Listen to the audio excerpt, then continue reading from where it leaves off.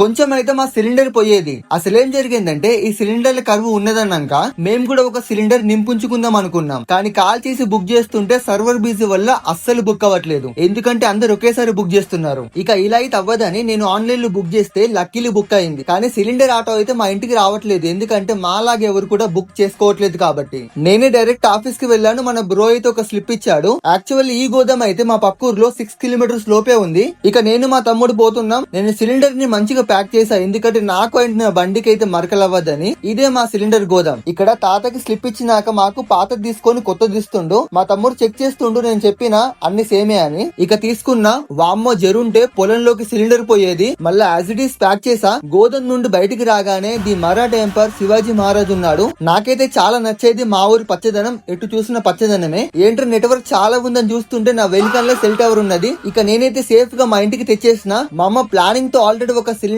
Extra ఉంచింది. ఎంతైనా Indian మామ్సే. Subscribe.